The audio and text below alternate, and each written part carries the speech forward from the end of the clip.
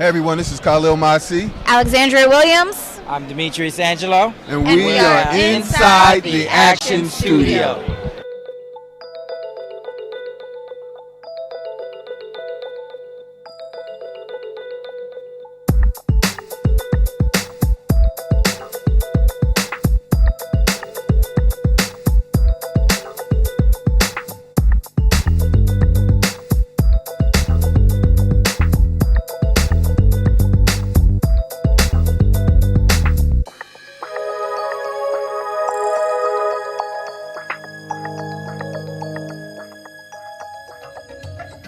Hey everyone, this is KHALIL MAASI. I'm here at UCCI Studios. I'm here with my co-host, the beautiful Alexandria Williams, and our special guest, martial arts icon Robert Samuels. Thank you. Thank you. Oh, welcome. Thank you. Thank Glad you. to Glad to have be you. here. Now there's Appreciate that. Okay, all right. Now there's a lot that you may know about him. There's a lot that you may not know about him.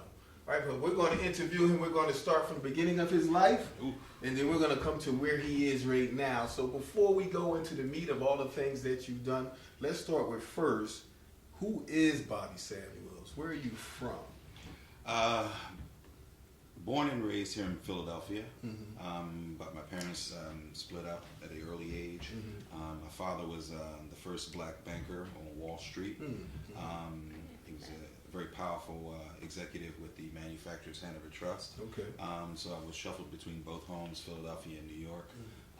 So primarily I grew up in Philadelphia and New York. Okay. I actually lived in Manhattan.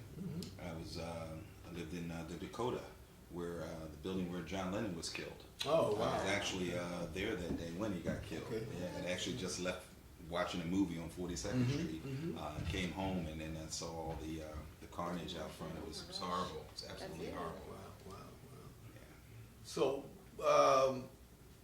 we know that you became a martial arts icon, films, action films, so forth. What point did you what made you get into the martial arts? Were you prior training as a young man? I started training around the age of 9 in martial arts, but my aunt took me to see a movie called Five Fingers of Death many years ago with a gentleman named Rillette. He was the actual star, Georgie Howe, with the glowing hands and everything. And, you know, that movie had such an indelible impression upon me. I knew that when I left that theater, that's what I wanted to do with my life. Okay. So that's when I started martial arts, and I continued all that through my teenage years and my early 20s. Okay. Now, when you saw the film, did you just wanted to do martial arts, or you actually thought you wanted to do it in film? Well, the martial arts was one aspect, but I actually, the characters and everyone, I really love them, and I'm like, I actually have to work with these individuals right here. And it's ironic because that film had such an impression, because the first film I did in Hong Kong was with the gentleman I actually saw on screen. That's awesome. Yeah. So it's come back around. Right, That's exactly. So before we're going to talk about leaving for Hong Kong. Sure. But before you went to Hong Kong, did you attempt anything over here? Yeah, I would go on auditions. I studied martial arts for a number of years, you know, practicing for the film business and all. Self-taught myself how to speak Chinese because I actually had, that's the industry I wanted to get in. I would go to auditions in New York and all over in LA, and the people that would show up was Lawrence Fishburne, Wesley Snipes. So I never really got noticed. So I said, you know what, I'll go to another country. I'll make a name for myself, and then I'll come back here. And that way, you know, I'll have a better foot as opposed to, you know, just showing up at an audition and not getting an opportunity. So you were auditioning for acting roles, because they don't. Do they do that? I mean, what's his size does on Stunts, but He does. Lawrence. Lawrence doesn't, but sometimes the roles weren't for action films, but they were the prominent black actors that would show up for the audition. So, I mean, you wouldn't get that against those. You know, it's an interesting side note because someone once said, I think it was Jamie Foxx, and he talked about the pecking order getting roles. You have, let's throw some names. First they go to Denzel, then they go to Wesley, then blah, blah, blah. So you have, even if you're talented or whatever, you got to wait in line. There's a pecking order. If you decided, I guess, to jump the line and say, exactly. Add new. Yeah, Wesley was hot at that time. He was at the pinnacle of his career. So you jumped a plane and went to Hong Kong. Well, it's an interesting story because I knew that I couldn't afford to go to Hong Kong, so I had to have a plan. So I got actually a bunch of me and my friends. You know, I really wasn't doing much work-wise, so a bunch of my friends was like, "Oh, well, we're going to the airport. We're going to try and get a job out the airport." Okay. And then it just clicked. You know, I said, "Well, wait a second. Airport, free flights. That's the one right there." So I went, I filled out the application. None of them got hired, but I did get hired. Destiny. Oops, sorry about that. That's all right. Yeah. Things happen here, y'all. We keep going. Yeah, so I got hired, and once I got hired, I knew that was the start of me getting to Hong Kong. So the first year working for U.S. Air, you know, you get a year. Every year you get a week's vacation.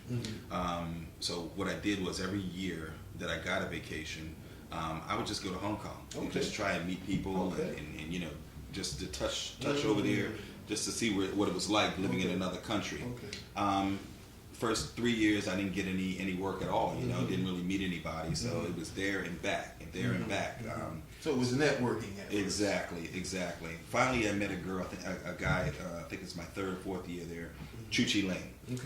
Most of you may remember him from Kung Fu Hustle. He was a gentleman who had the iron rings on and everything. So he became my manager, and he started taking me around in Hong Kong and introduced me to the elite in the business. But I really wasn't getting the type of offers and the roles that I actually wanted to do. It wasn't until I met a gentleman, his name is Paul Chang. Chang Hong Yip is his Chinese name. And I was actually at the Nico Hotel, and I went to the bathroom, and he looked and he was like, "Wow," he said, "You're a black guy, why are you over here?" I said, "Well, I want to get into the movie business, you know." He was like, "All right." He said, "That's different." He said, "You speak Chinese?" I said, "Yeah." He's like, "What?" I said, "Yeah." So then we started talking. He was like, "Whoa, this is unusual. We've never experienced it." He said, "I'm gonna right." He says, "You know, I'm gonna make a phone call. You know, we'll see what we can do." So about 3 hours later, he actually called me and he said, "Meet him at a hotel." I met him at the hotel, and in walks he came in, and then Sammo Hung walked in. Yeah, That's the moment. That's the part, you know, when they tell you a little bit of luck and who you know and things of that nature. That was the perfect synergy, the perfect storm. So I had all these photos with me. I was a little starstruck at first, you know. He looks at the photos. He says, "Oh yeah, nice, very nice, very nice." He said, "But can you fight?" Of course. Photos are nice, but can you fight? Right. I said, "Yeah, I can fight." He said, "Can you fight 4 and 5 guys at a time?" I was like, "Now, wait a second." You know, because I had seen him in Enter the Dragon and a ton of films. I'm like, "Well, I'm not you, but, you know, give me the opportunity." So we had tea and we ate and talked for a little while, and then he went on because he was actually filming at the time. About 3 hours after that, I go back to my hotel, and then I get a call from Paul Chang, and he's like, "Sammo thought about some things, and he actually wants to use you in the film that he's doing now." So I mean, like, wow, all the luck, all the luck in the world. So I want to be clear first before we go further. You initially were trying to be an on-screen talent. Correct. So you didn't even pursue stunts. No, at first. not at all. Okay. Not at all. Okay. But I had been training in martial arts, and I had been training for film. So I knew what to do. You know what I mean? My teacher was a little upset initially. I learned from a guy. His name was Maurice Tunstall here in the city of Philadelphia. He was a little upset because I was his #1 student, and I didn't actually follow in the traditional route by being his next generation. I wanted to deviate from the traditional route and go towards the to the film business. So now, when you first went in, did you know when you first started in stunts? Did you know that it was as dangerous as it was, or did you think of everything? Because when you get hit a lot doing stunts, things happen. You fall, you get hurt, and it's sometimes a thankless job. Did you know it was going to be like that when you first went in? Well, I knew that the Hong Kong Stunt Association was at the time was the elite stunt group in the world. You know, every film community from around the world was trying to elicit Hong Kong stunt talent for their films, you know, because of the way in which they did action. So I knew that it was a rough and tumble industry, and again, Americans aren't really accepted into those organizations, especially the Hong Kong stuntmen. You have to be at a certain level. Part of the criteria for becoming a Hong Kong stuntman is you have to have 3 to 4 quality action directors signed for you to become one. Later I'll tell you a story on how that came about. Was there one question I really was there any bias, prejudice, or racism that you noticed being in Hong Kong? Because Absolutely. like you said, they don't see a lot of Absolutely. Americans, Absolutely. and Black American at that. Correct. Yeah, there was actually there was racism there. I'm not going to say a ton of it, but there was racism.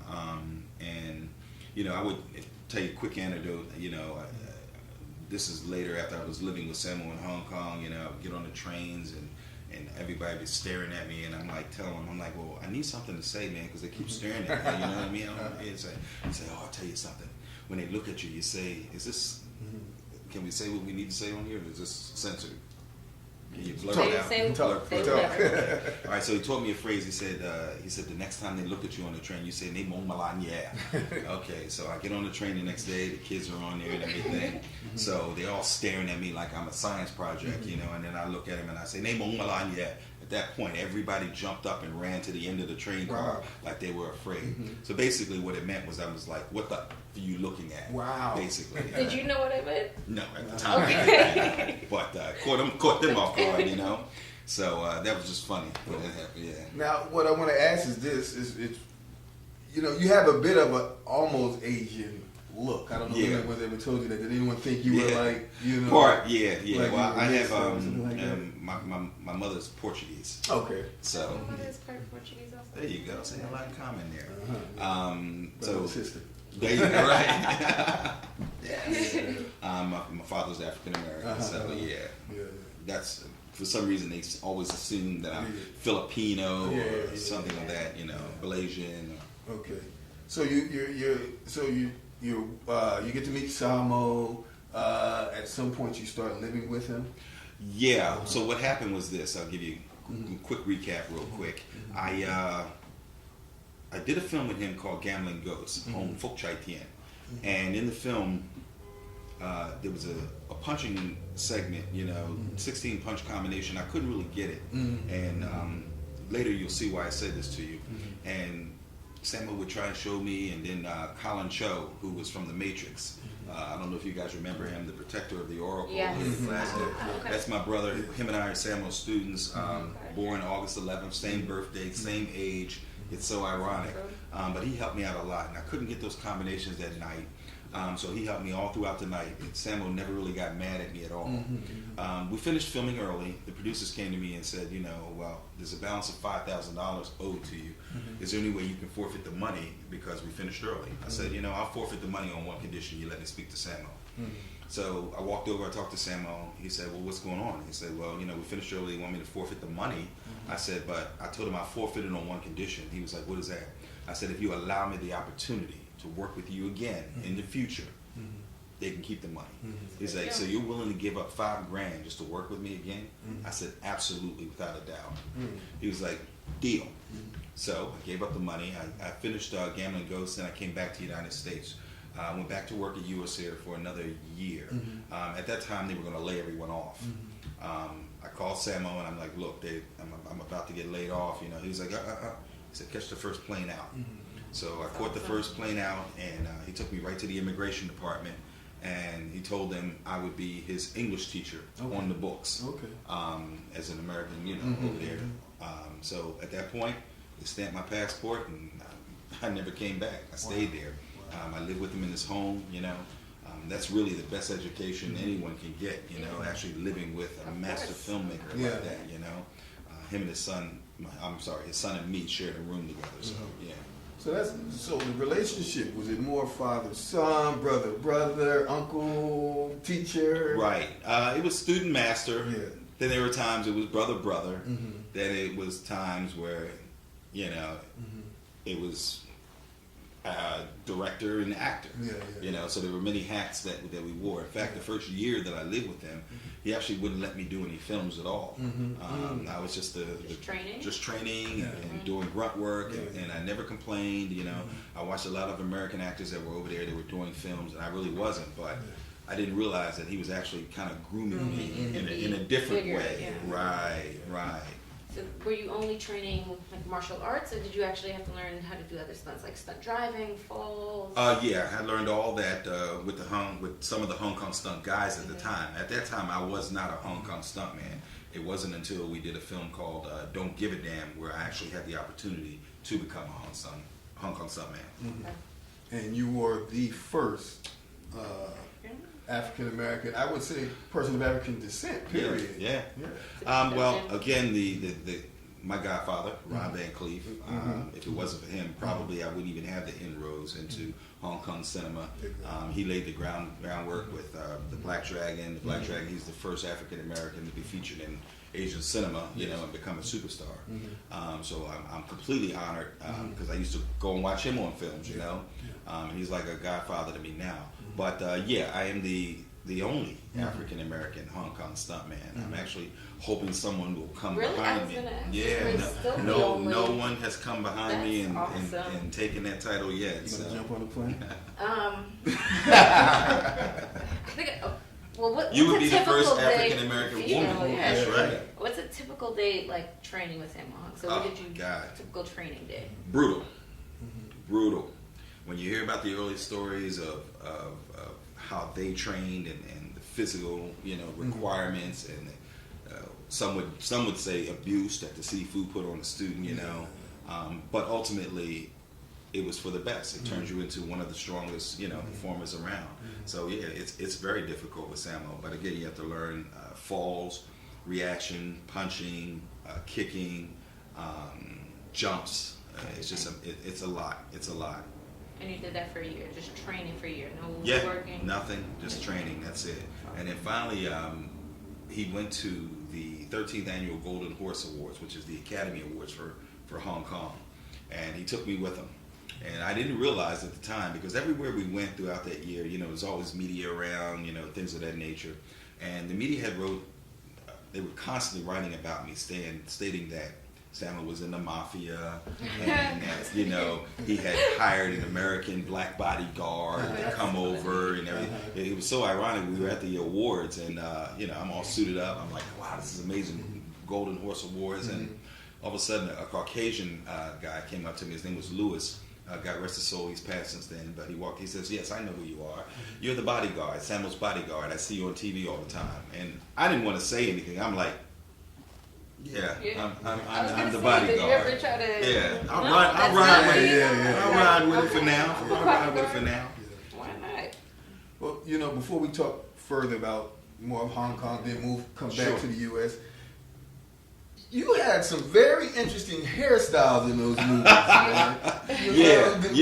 Did they tell you to cut it there? Was that your own style going on? Well, what was happening? Well, Samuel, he's very into characters. And characters that people care about and people will pay attention to.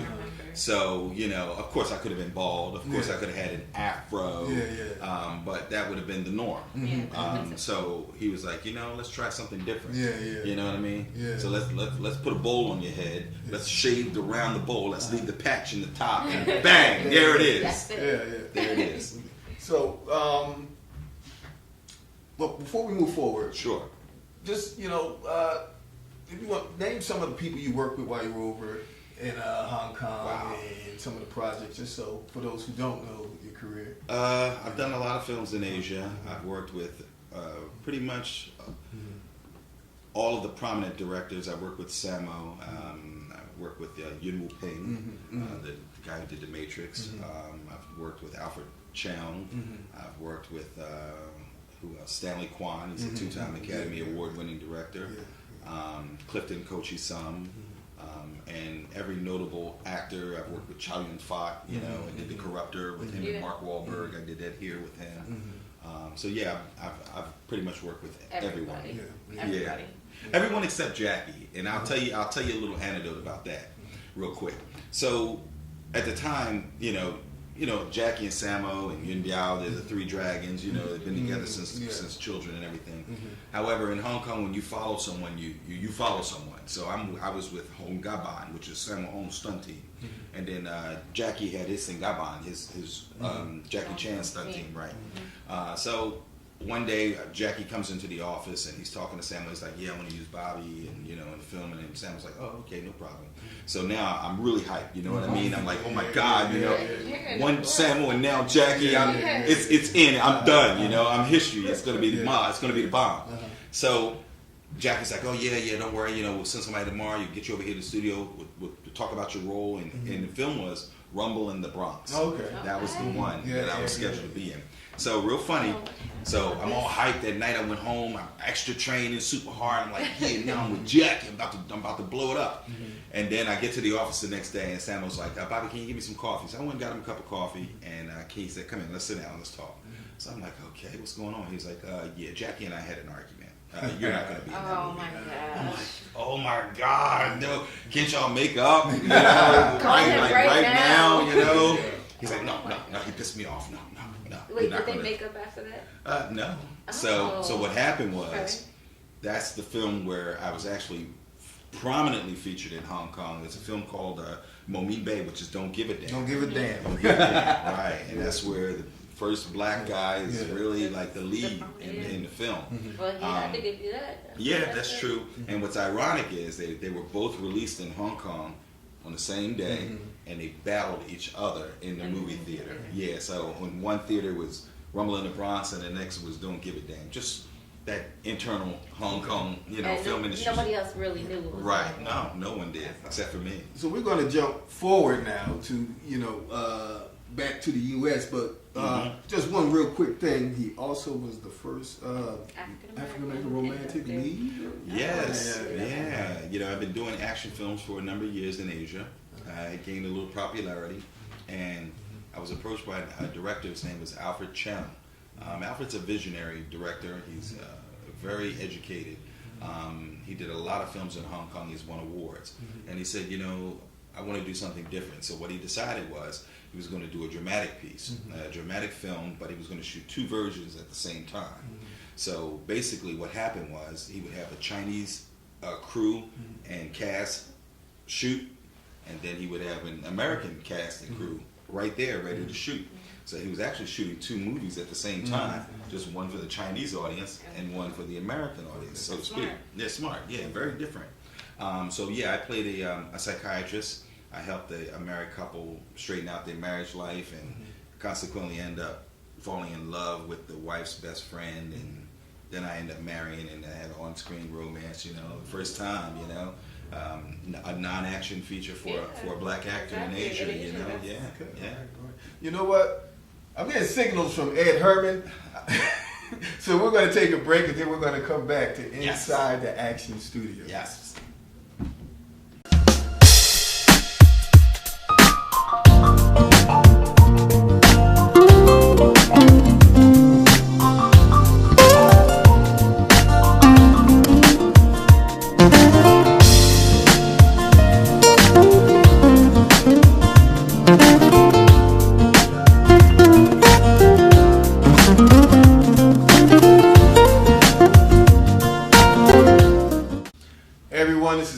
MAASI, and I'm back inside the Action Studio with my beautiful co-host Alexandria Williams and our guest Robert Samuels, HKSA. I got to make sure I say that too. That's like saying PhD. Hey, look, or doctor. I earned it. I want it there. That's right. You better use that. That's right. So we were talking about going to Hong Kong, all of the things that's happened there, but then at some point you came back home. Yes. And you jumped back into this thing going on here in America. Yeah.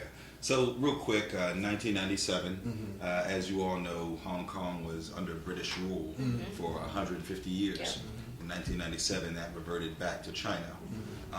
So in essence, the infrastructure for the film business changed. Hong Kong was booming, martial arts films, it was like, a golden era, for lack of a better term. But in 97, we knew things would change.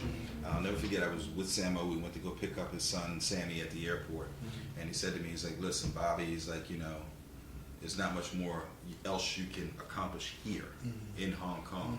He's like, I've taught you, I've given you the tools, and, maybe you should go back to the United States and try and use everything that, I had done a lot of films at that time, I was a Hong Kong stuntman, so the thing was, he didn't want me to stay there until I played myself out. Yeah. A lot of Americans, they stay there, you know, and then they become a gimmick, and then it's no longer Yeah, your and viability it's isn't. Yeah, So yeah. he said you should probably go now at the height of your career. That way, you know, everything can kind of work out for you. So I thought about it. I stayed for about 6 more months, and then I started seeing how everything was changing because China was taking control. Yeah. Although they promised a two-party system, you know, it was difficult, you know. The roles weren't coming through, the offers, you know. So I was like, you know what, maybe he's right.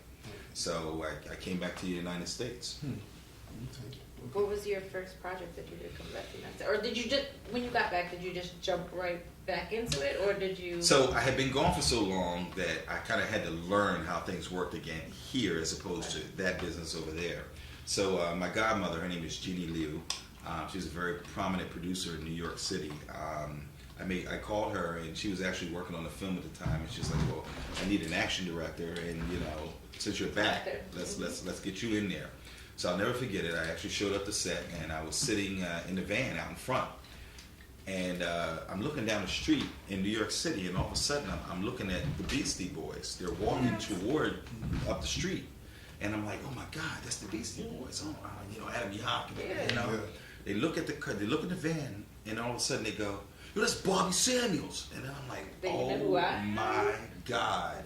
You know, I'm like, "How do you?" He's like, "Yo, man, we've been watching your films, and you know, we idolize them. Like, man, you work with Samuel," and I'm like, "What are you talking? I'm your biggest fan. You know what I mean? Stop playing." Yeah. And they were like, "Yeah, we came down here to see you because we heard you was in town." I'm like, "Oh my God!" At that point, I realized, you know, Hong Kong film business was it was underground in New York, but it was very popular. Yes. It had a culture. It had a cultural, culture, right? And my films had been shown here in the United States while I was over there. So the plan had actually worked, you know, to go to another country and make a name for myself. And come back and use it. Yeah. So, and that first film was Ultimate MAASI. It was a low budget film, you know, but it got me an opportunity to get my feet wet and get back into this. Right. In fact, actually, Samuel flew into New York and actually visited us on set. Came to visit us on set here in America. So yeah, it was great. Ultimate MAASI, that was the first one back. You worked on quite a few projects when you came back. But where I first met you at was at the Urban Action Showcase. Yes. And you were taking on some different hats at this point in your career. I know you're directing and producing. You know, and you're opening up doorways now. Exactly, opening up doorways for new talent. Also, that's correct. You know, which I really appreciate. I think it's a beautiful thing that you're doing. Yes. Opening up the doorway for new people, for people who've been out here for a while but haven't got an opportunity. Yeah, exactly. So the first project that I saw that you were producing, directing was Beast. Beast, yeah. That was we still have to shoot the film, but that was the concept piece, and that did very well. Yeah. So we took a character from that, and we created a short film, which was the Chronicles of Parker by Marco, and that won Best Martial Arts Film at HBO Cinemax Urban Action Showcase. Exactly. So, and you can still see that trailer if you want to see it. That's correct. So if they wanted to see the trailer, how would they go about seeing that trailer? Actually, you know, just put in Chronicles of Parker, and it'll come up on YouTube or Vimeo, you know, so it's out there. It's an and awesome actually, trailer. we're actually going to re-release it. Okay. We're going to actually re-release it with Jun under Tambuli Media. We're trying to deal with them. So we'll make it like a double feature, so to speak. Nice. So, yeah. We're going to talk about John and some of the new talent that you work with now. What I want a real quick piece of trivia, I just realized that, you know, both of you have like a 1 degree separation with Danny Trejo. You you both got a chance to work with him. So what was your what was it like working with him? Oh man, he's a brilliant actor. He's a nice guy. I had a wonderful experience. I actually shot the 7 Mummies with him, which was Dead Evil now. I think it's been retitled. We shot that down in Mexico with Billy Wirth from The Untouchables, Noel G from Training Day. There's a ton of actors in that, but Noriega, the rapper. My good friend Nick Quested, he was the director. It was his first film that he directed.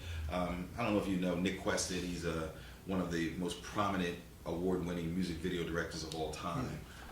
He's worked with everyone from Puff Daddy, Dr. Dre, you name it. He's worked everyone. He's done hundreds of videos. He actually just won 2 Emmys for his documentary feature, which is actually nominated for an Oscar now.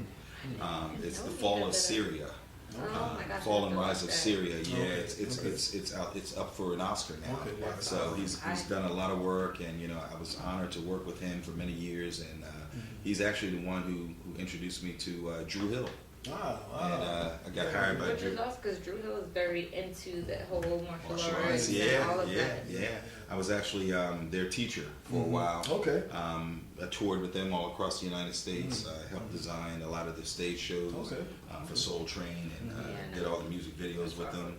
And working with Nick, a second unit directed music videos for Paula Cole, DMX, The Lox, Eve, Metallica, Most Def, Drew Hill. I mean, the list goes on. So most people don't know that. They just think of the films and the action films. Right. Rough Riders. Yeah, I've worked with all of them. Exactly. So you basically came back and you just expanded your vision. Correct. Yes. Yeah. Did movies, did music videos, television, things of that nature. Yeah. So moving forward a bit more now. So you produced the concept for Bees, and then the spinoff Chronicles of Parker with my brother Marco the Answer Johnson. So the Answer Johnson. Right. All right, and we're gonna have him on here one day soon. That's right. Marco, love you, nephew. Love you. All right. And then comes John. And then comes John. Yeah. All right. So tell us about that. So before we talk about John, let's talk about why I did what I did. So as I stated before, I was given an opportunity. I was given an opportunity like not many African Americans have. You couldn't write this story that has happened to me if you wanted to. It's just different. Somebody should write Correct. The story. Well, thank you. Appreciate it. But the goal was, I was a successful actor in Asia for a number of years. A Hong Kong stuntman. So basically, I had reached a point in my life where I was like, you know what? I've worked in various aspects. I think now it's time for me to take it to the next level. So basically, it was a reinvention of myself to now start actually directing projects, creating projects, and giving other people of color an opportunity. And it's not just black; it's Asian, it's white. White's a color, so I include that as well, and Latino. I want to and to give people an opportunity that really haven't had an opportunity to get into this business, even if it's not on a super huge scale. At least they'll have something respectable to have for their resume, for their reel, for when they actually go out to go and get the big business. So yeah, that was one of the things I noticed about the casting. Also on the project, that it had an international. It was diverse and eclectic. So when you're looking at the film, you're not saying, okay, this is just this type of film, this is that type of film. It's like, okay, there's that person. Wow.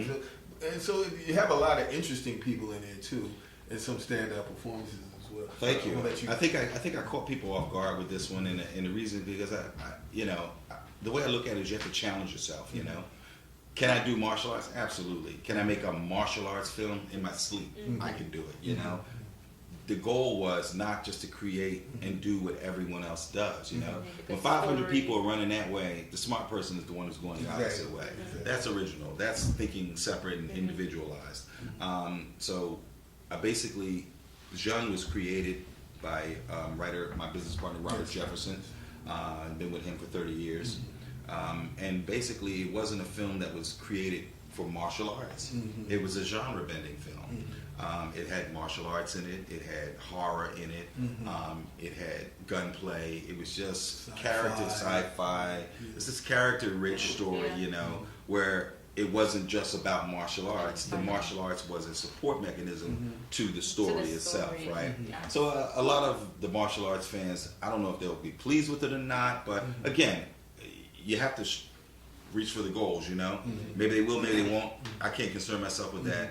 I'll do it, and then we'll move on. There'll always be somebody that doesn't like something. Exactly, but that's not my concern. My concern is to create challenging visual projects that appeal to the mass, not just one particular group.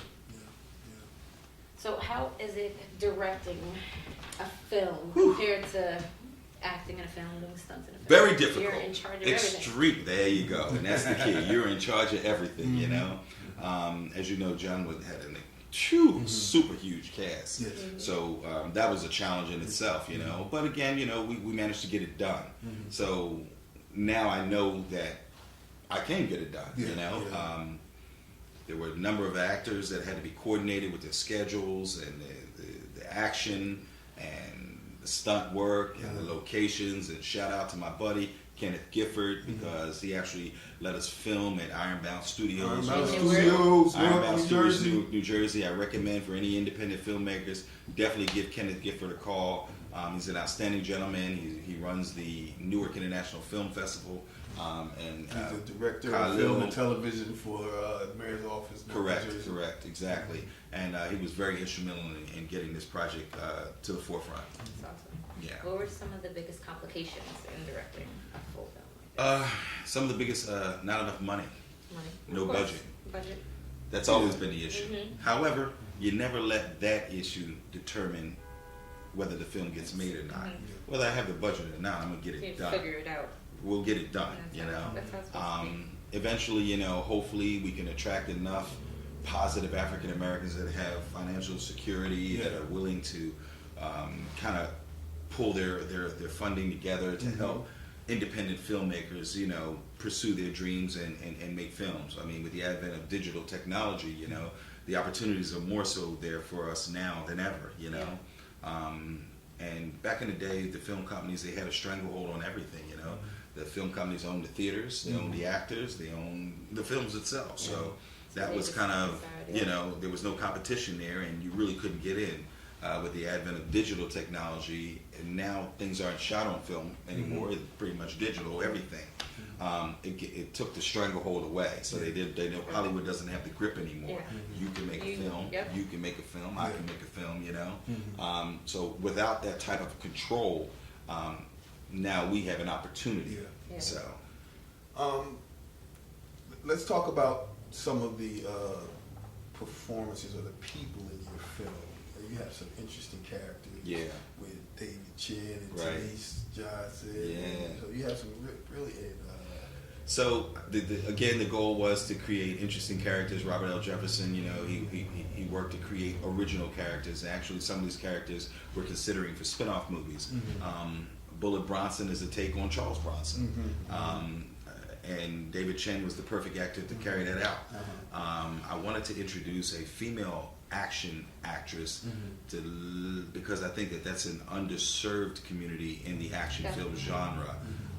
You yourself, you know, I'm going to be working this coming year with Alexandria soon. We'll talk about that.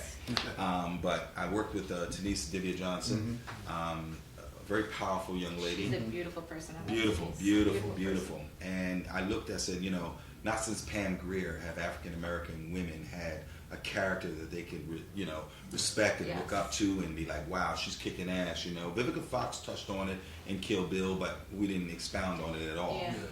But again, that's an underserved area in the film business that I think that we need to give people opportunities. So I actually created that so that I could show the audience that a black female action actress can kick ass and can carry a film. And can carry a film. Cheyenne Tang. Cheyenne Tang, She's comes from actually a very respected lineage. Even though she doesn't do martial arts on screen in this film. Correct. She comes from a very respected lineage. That's correct. The Junmo Wing Chun, which is very prominent here in the United States and Europe as well. Her mother, Teresa Mann. You know, Teresa. that's right. Hey, Teresa. Good to see you, baby. And you know, we talked to her about having her daughter play a role in the film, you know, and again, it wasn't action oriented. This was her first film, correct? This was her first film, correct. So basically, she was the titular character that everyone was after, you know. She was the goal, for lack of a better term. But it was a beauty working with her. You know, she's a bright talent, and you know, first of many to come for her. She'll be working a lot. You have any questions you want? I do. Okay. I thought you were Bring them on. I'm trying to let the lady go ahead first. So, John, what's the next step with John? Is it in festivals out right now? Right now, we're we're doing some more re-edits on it before we actually release it. We wanted it to actually be released in 2018. We only premiered it for the Urban Action. Okay. That's it, because we wanted... St Lucia. And St Lucia. Did I hear St Lucia? I said super producer Ed Herman says St Lucia. Could that be Ed Herman? I don't know. But yeah, we're looking forward to that, St Lucia.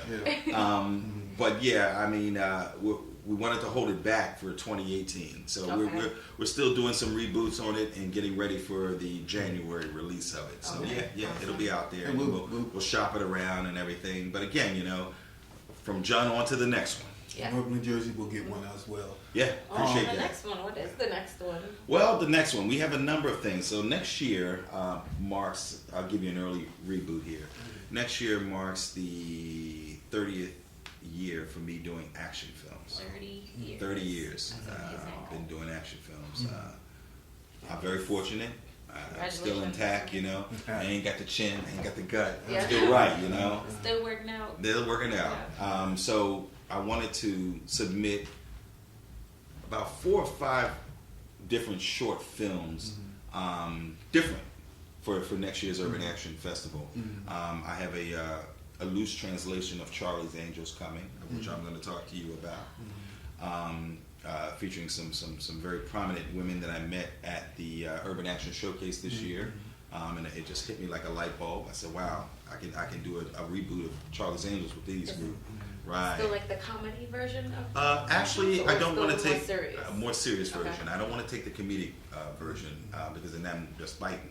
I don't want to do that. I want to do something different, as we always talk about.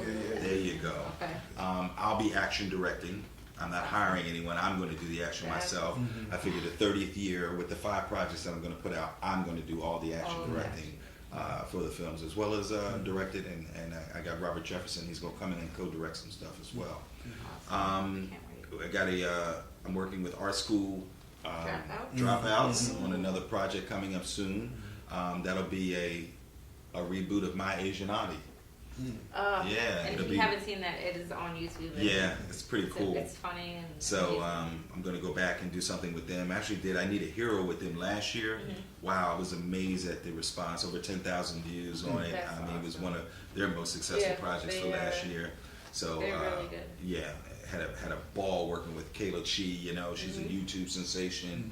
Then I'm going to be working with Team One Take Action Design on another project with Andrew Kim, and then I'm doing a small film loosely based on Man on Fire. Really? With me in the Denzel role, but with martial arts this time. Yeah, so we're gonna try something different. Yeah. I figured 30 years. Let's make it work. Let's work it. You know. So before we wrap up, we gotta wrap up. Let's keep. No, we go all day long. Hey, got him here. That's what I was about to say. I mean, I got some more questions. So. Sure. Keep it grueling till you guys are finished. I'm good to go. What I did want to do, talk about some of the people your partners that you worked with, producers and stuff like that, exec producers and such forth. Right. About that, you know. Well, I've been working with a lot of people. You know, I've had a lot of influences in my life since I came back to the United States. One notable individual, I'm going to name several. Warrington Hudlin. Most of you may know him from the other half of the Hudlin Brothers. House Party, Boomerang, major box office success in Hollywood with those films. He's like a mentor to me. He kind of guides me, and I'll be working with him, and you will as well, in the new the new series, Siege of Detroit. That's coming soon with Maurice Crump, my brother, martial arts guru. He's incredible. Trainer of the Black Panther. Exactly, and a lot of other stars.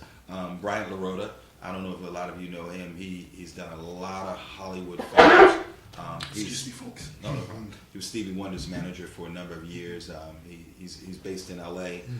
Him and Lucas Foster are responsible for over $2 billion in revenue for Hollywood. You know, so they've done a lot of films in Hollywood. So you can just look him up, Lucas Foster and Brian LaRota. Much love to you, Brian. Demetrius Angelo. Yes. You know, Demetrius is what can I say, man? If it wasn't for him, we wouldn't have the platforms in which we have to show these films. He created the Urban Action Showcase. Let me see if I can get it right. Like To it's bigger, facilitate. What's that speech he does? Is facilitate and give opportunities. And I can't say it like him, Actors and but he actresses. hits the nail on the head. But to give people an opportunity, people of color, and to make sure that people understand and respect the past, present, and future of our contribution to martial arts cinema and the film industry in general. So yeah, who else? There's a ton of people. I don't want to forget anybody. Yeah, Rick Myers. You got Dr. Mark Wiley, John T. Chang, James Santi, and again all my Hong Kong luminaries that keep coming out and supporting me. Lu Fong, Lo Mong, and the list just goes on and on. So yeah, a lot of influences, and I'm very lucky and fortunate to have these individuals in my life for guidance. Yeah, and let's not forget one other person, the man, Oso Tiari Cassell. He is such a spiritual man, and he has given me so many opportunities and has supported me in everything I've done. You know, last year I was at the Smithsonian Institute. It was Bobby Samuel's Day. You know, that was an honor for the Smithsonian Institute in Washington to host me for a day, my films, and have me come down.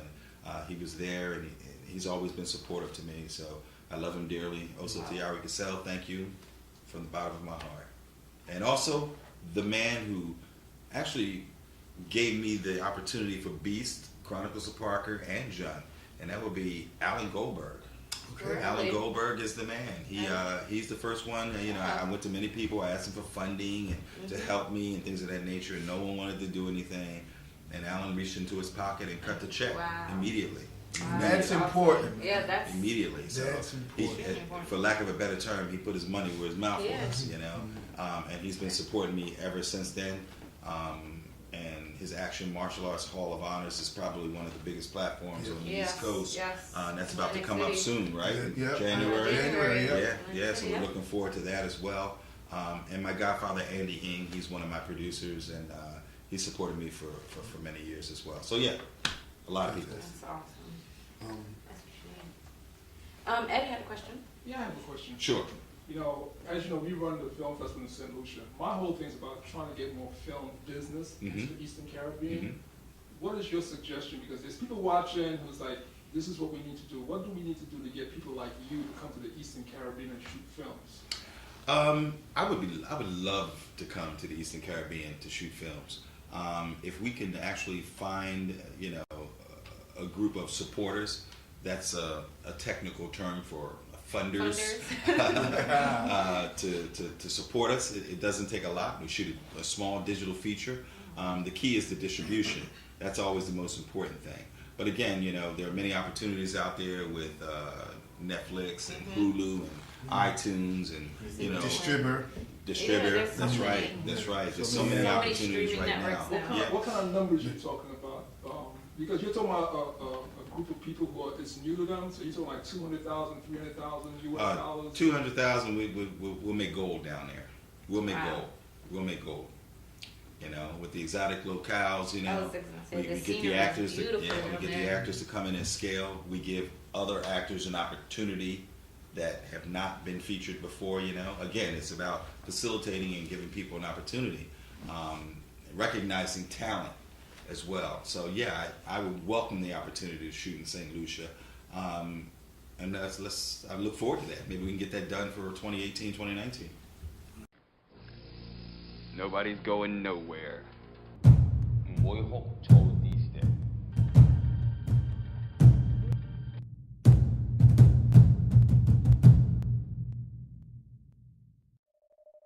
Bobby Samuels.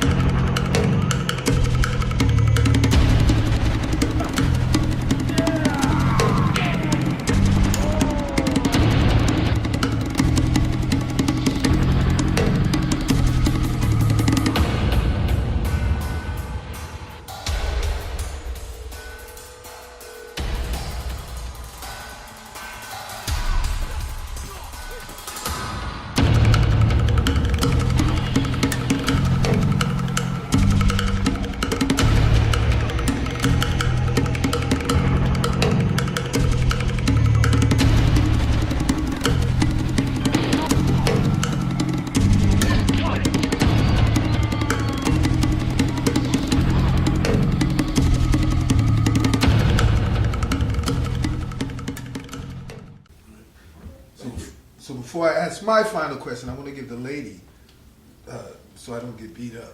So what's next? I don't know. What's your favorite thing to do? Is it directing, acting, stunts, stunt coordinating? What was your favorite? I know you're still going down new avenues, still trying new things. Yeah. So far. I mean, I like acting. I've done a lot of films, but acting, I've done it for many years. It's not a challenge for me anymore. Stunt coordinating, I've done that for many years. It's not really a challenge. Right now, directing is probably the most challenging job for me because actually I get to create the characters, I get to create the visuals, I get to create the look of what my mind creates. So yeah, to be in total control as a director now, that's important to me. Having had the experience from acting to stunt coordinating to second unit director to now direct, I kind of followed the course of the education process in order to get to this point. It's not about going to film school and having a degree. It's not about that. It's about experiences, It's about experiences, We were shooting Don't Give a Damn, and Samuel would set up certain camera angles, He would actually tell me, Bobby, come over here and take a look. He'd explain it to me, explain the lens, explain what the focal marks were, things of that nature. And that's how you get your education, on-hands experience, apprenticeship. So what I want to ask is this, is that everyone's, the course they take to get into this industry is different. So no one can go out there and reproduce Bobby Samuel's steps to get to where he's. That's like the most difficult. Like obviously you're the only one who's ever done anything like that. Exactly. So, but what is the general advice that you would give to any aspiring talent, whether they've been out there for a minute and still trying to make a breakthrough, or whether they're new getting into this industry? Have a plan. Stick to the plan, even when you get the nose. Continue on. The way I view it is this: it's like having a handful of pennies, and if I throw 10 pennies in the air and I keep my hand out, one will land back in my hand. You see my point? Yeah. So you just have to kind of just keep at it. It will crack eventually. You will get an opportunity. But a lot of people get discouraged from the nose. A lot of people get discouraged when they look at the audition line and they see who's in the line. And the same person, you've gone on 50 auditions and you've seen that other person there all 50 times, and it gets depressing, it gets demoralizing. But again, you just have to have a plan, and it takes a little bit of luck. It takes a little bit of luck. Networking, and again, let's go back to the Urban Action Showcase. Demetrius provides the opportunity and the platform for people to meet industry folks, stunt coordinators, SAG actors, casting directors, producers, so you can actually get out there and get yourself networked and get those opportunities. So, and we will be bringing him on in the future as well too. Definitely. Well, there's so much more we can talk about, but we're going to wrap up. We will be bringing you back soon because there's so many more things that are coming up. I'll be honored to. And again, I'm going to be working with my friend here shortly. I actually work with KHALIL and John. Look forward to that in January. He actually is one of the associate producers on the film. And he had a cameo role in the film too, so look forward to that. And I'm going to be working with my new friend Alexandria shortly in a film, an action film, the Charlie's Angels reboot. So get ready because it's going to be action-packed. And that will be shown at next year's Urban Action Showcase as one of the features. So just signing off here, this is KHALIL MAASI with my partner in crime here, Alexandria Williams. And Robert Samuels. HKSA. Make sure you say it. For those of you who don't know what the S is, Hong Kong Stuntmen's Association. All right. And we are inside the Action Studio. Yes, inside the Action Studio. Support it.